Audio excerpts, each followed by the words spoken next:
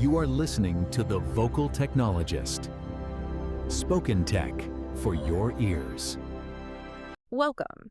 So you've sent over some really interesting reports, and today we're going to dig into them. Here on Vocal Technologist, we're aiming to cut through the noise. You know, the big question is AI really changing work and creativity like promised? Or is it, well, still mostly talk? We'll try to uncover the real breakthroughs, but also the hurdles that are shaping things right now. Exactly. We're looking past the headlines, right? Yeah. At the actual tools coming out. And the strategic moves for talent and, crucially, the costs. People don't always talk about the costs. Hopefully you'll get some key insights as we sort of connect the dots for you. Okay, yeah, let's kick things off with some genuinely cool practical stuff. So imagine an AI assistant for coding, like Claude Code. It's one of the leaders here. Yeah. And it can handle really complex tasks. I mean, multi-file edits that actually compile, that's huge. Oh, yeah. Turning GitHub issues into pull requests, even deep refactoring, all in the terminal. Apparently, it just gets your whole project structure automatically, no more like feeding it tiny bits. Yeah. And that's fascinating because it hits exactly where developers feel the pain. Right? It's Yeah. a massive productivity boost. Yeah. And it's not just code. AI is pushing creative limits too, like Runway Aleph. It's a new video model.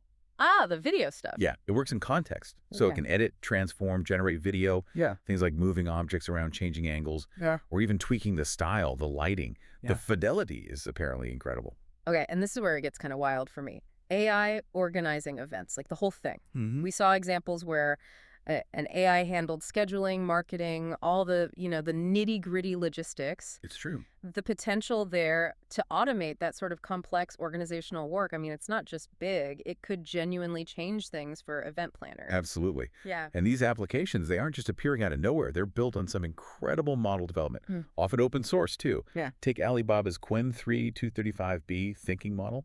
It's open source, which is key. And it scored, 92.3% on those really hard AIM math competitions. That tests deep reasoning. Wow, 92%. Yeah. And it beats others on coding benchmarks too, like Live Code Bench. Sure. So it's not just size. And it's efficient. Uses a mixture of experts approach. Mixture of experts, right. Explain that a bit. Basically, think of it like a team of specialists. Instead of the whole model firing up for every task, only the relevant experts get activated.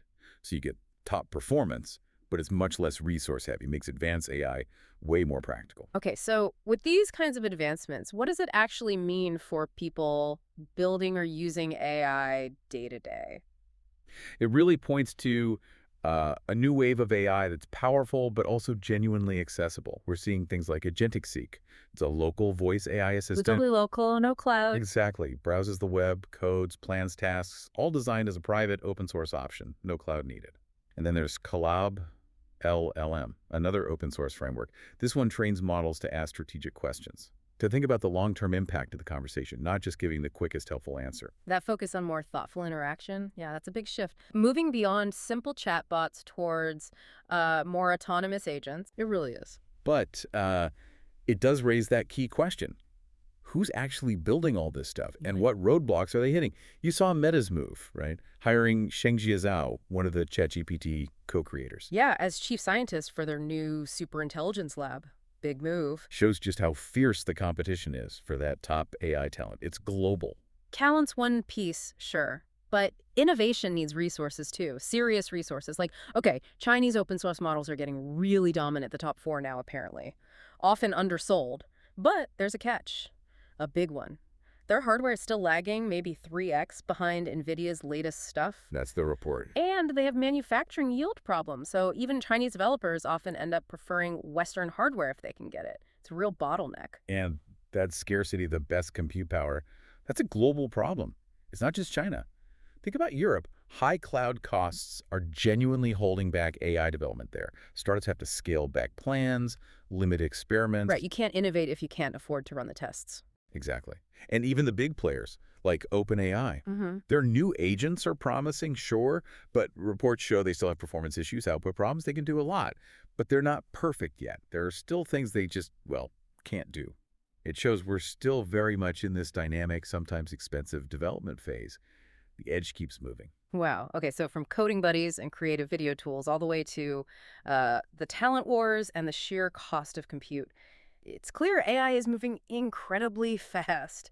This isn't just hype anymore, is it? It feels like a fundamental shift happening. I think so. The future isn't just about bigger models. It's also efficiency, accessibility, and positioning strategically for the long haul in this really competitive global picture. So, reflecting on all this, what really stands out to you as you think about these advances and these challenges?